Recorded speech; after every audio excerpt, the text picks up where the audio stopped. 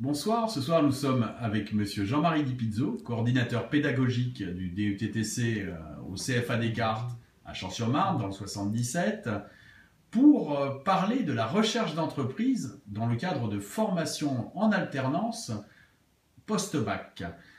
Monsieur Di Pizzo, bonsoir. Donc, quels conseils avez-vous à donner sur cette recherche d'entreprise dans le cadre de formation universitaire ou plus généralement de formation post-bac?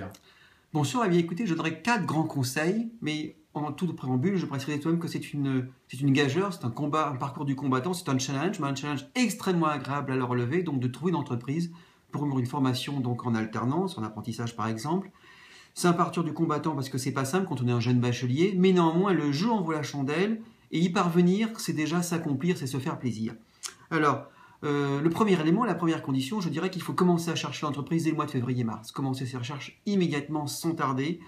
Déterminer déjà l'idée de la mission, déterminer le panel d'entreprise, déterminer le spectre. Premier point, et assurer un petit peu donc un discours. Deuxième élément peut-être, mobiliser les ressources familiales, les ressources amicales, donc le réseau, entre termes le réseau, d'entreprises auxquelles vous avez droit par vos amitiés, par vos relations, par la famille, pour bénéficier d'un contrat d'apprentissage. C'est une façon d'aborder le problème, et non des moindres. Tout le monde n'a pas un réseau, donc il faut en profiter. Aussi modeste soit-il, il est quand même utile de l'utiliser.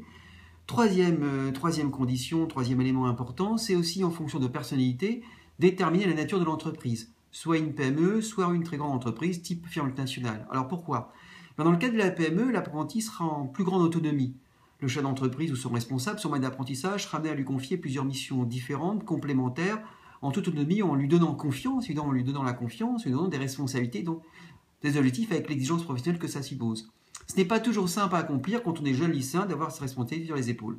Donc si vous êtes capable, allez-y. Si vous êtes proactif, si vous êtes polyvalent, en tout cas si vous sentez cette polyvalence, foncez, faites-vous plaisir, tentez. Vous aurez une pression, si vous êtes capable de gérer cette pression, c'est l'essentiel, c'est très bien. Sinon, revoyez votre fusil et voyons la deuxième hypothèse.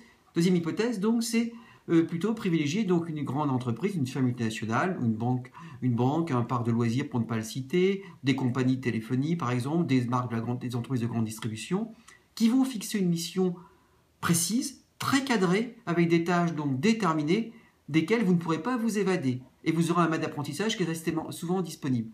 Donc c'est rassurant. Si vous manquez de cette autonomie, si vous manquez de ce courage, si vous manquez de cette disponibilité, ce que je peux comprendre en fonction de personnalité, n'hésitez pas donc à avoir recours à ce type d'emploi, c'est plus sécurisant. C'était le troisième élément. Et enfin le dernier, alors là c'est peut-être à mon sens dans l'ordre le plus important, il intervient en dernier parce qu'il faut franchir les étapes précédentes, c'est rédiger des CV. Donc des CV et des lettres de motivation, évidemment.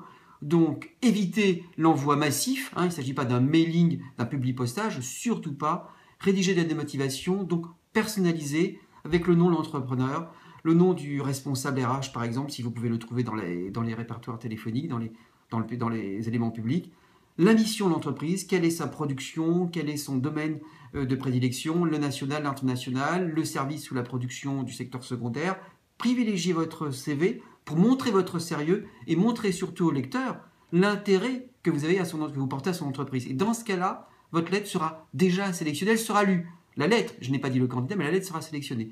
Donc il est important pour vous de personnaliser, donc de prendre le temps, effectivement, de personnaliser. Donc, si vous contactez 10 entreprises, cela signifiera 10 lettres de motivation différentes. Oui, longues, certes, complexes à rédiger, oui, mais elles seront lues. C'est un avantage indéniable pour vous.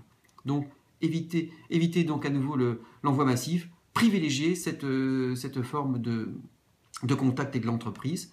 Enfin, dernier élément, alors j'avais dit 4 catégories, le dernier élément, c'est aussi de prévoir un entretien, prévoir une posture, une tenue vestimentaire, un discours qui doit être préparé au préalable, et surtout, vous devez avoir grandement confiance en vous, grandement confiance à vos compétences humaines, professionnelles, vous n'en avez pas parce que vous êtes jeune bachelier, mais vous avez des compétences humaines, vous avez une certaine valeur, vous avez des valeurs propres qui peuvent correspondre aux valeurs de l'entreprise. À vous de le montrer, à vous de le convaincre, l'entrepreneur, de l'intérêt pour lui de vous recruter, pour votre valeur, et puis pour les avantages qu'il peut retrouver aussi dans le cadre de l'apprentissage. Il y a des avantages financiers, des avantages fiscaux que vous devez lui préciser. Allez voir sur le site de la région, allez voir sur le site du ministère du Travail l'intérêt pour l'entreprise de l'apprentissage. Et enfin, peut-être, pour lui, l'intérêt, mais qui n'est pas quantifiable, qui n'est pas mesurable monétairement, eh bien, c'est le souffle neuf que vous allez apporter dans son entreprise. Un regard neuf, un regard critique, parce que empreint de toute culture d'entreprise, dégagé de toute culture d'entreprise, vous allez lui apporter ce que les autres services ne peuvent plus lui apporter, un regard critique.